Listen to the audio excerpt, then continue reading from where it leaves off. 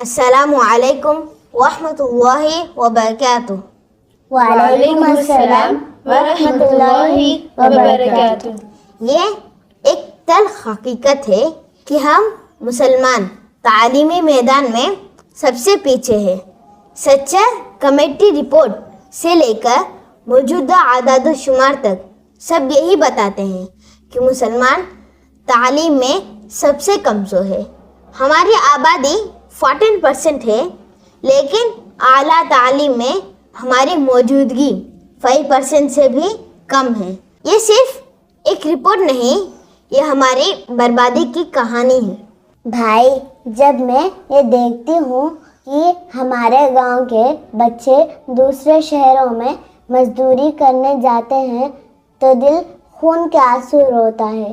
غریبی اپنی جگہ ہے، لیکن اصل میں تعلیم کو ترجیح ہی نہیں دی گئی۔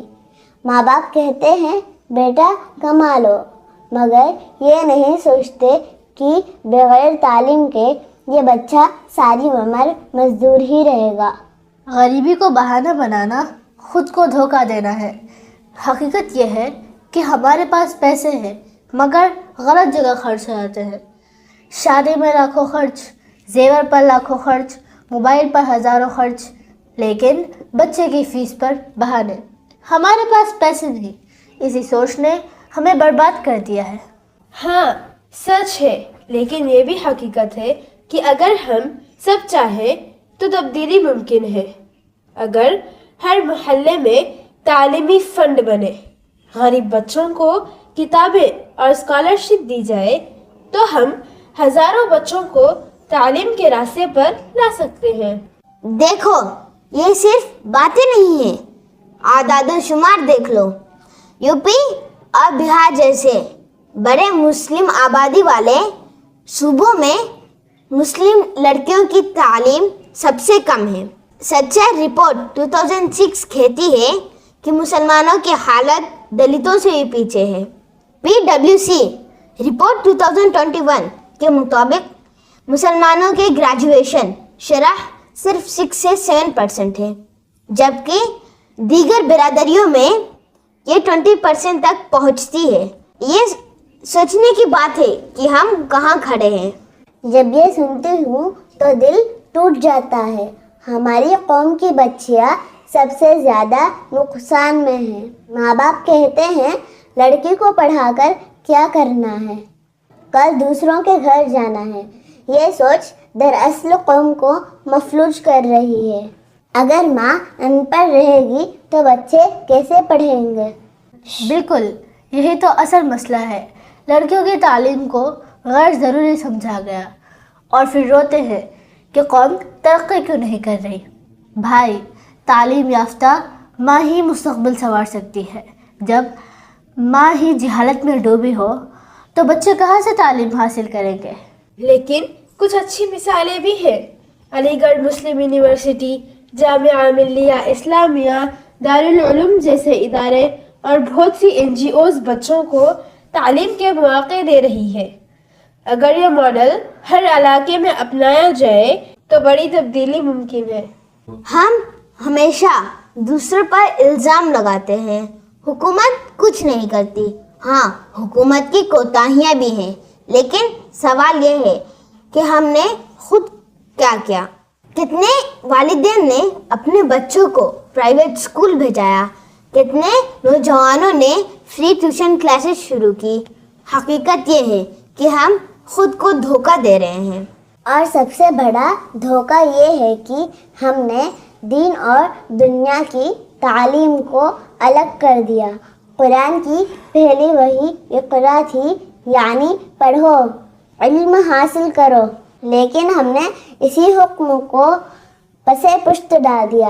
آج ہماری قوم اقرا کو بھول کر فضول رسموں اور جھگڑوں میں الجھ گئی ہے۔ اب بتاؤ، جب بچے کو فلمی گانے یاد ہو مگر کوئی سائنسی فارمولا نہ آتا ہو، جب کرکٹرز کے نام یاد ہو مگر مسلمان سائنٹسٹ کا کوئی نام نہ معلوم ہو، تو کیا ترقی ہوگی؟ یہی ہماری ترجیحات کا جنازہ ہے۔ ہاں، لیکن اگر ہم اپنی ترجیحات بدل لیں تو سب کچھ कुछ मुमकिन है। अगर वालिदैन सिगरेट या फजूल खर्ची से पैसे बचाकर किताब ले लें, अगर माँ जेवर के बजाय बेटी की पढ़ाई पर खर्च करे, अगर नौजवान दोस्तों के साथ वक्त ज़ाय करने के बजाय एक बच्चे को पढ़ा दे, तो यही इनकलाब की शुरुआत होगी। अब फैसला हमें करना है, या तो तालीम को अपनी ज़िंदगी का मकसद बना ले या फिर ग़ुलामी को अपनी तकदीर मान ले। दुनिया आगे बढ़ रही है, हम पीछे रह गए हैं। अगर हमने अब भी कुछ ना किया तो हमारी आने वाली नस्लें हमें कभी माफ़ नहीं करेंगी।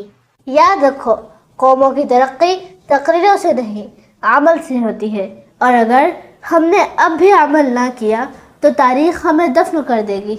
हाँ, आओ सब मिलकर अहद करें। हम अपने घर से आगाज करेंगे, एक बच्चे को पढ़ाएंगे, एक बेटी आगे बढ़ाएंगे। यही सबसे बड़ी इबादत है, यही सबसे बड़ी खिदमत है। हम एक ऐसे दौर में जी रहे हैं जहाँ इल्म ही असल ताकत और पावर बन चुका है। न तलवार की ज़रूरत है और न ही तोप की ज़रूरत है। आज जंग दिमागों से लड़ी जा रही है। आज वही कौमें सरबुलंद हैं जो एजुकेशन में आगे हैं, रिसर्च में नुमाया हैं और टेक्नोलॉजी की दौड़ में सबसे आगे हैं। अब सवाल ये है कि उम्मत मुस्लिमा कहाँ खड़ी है?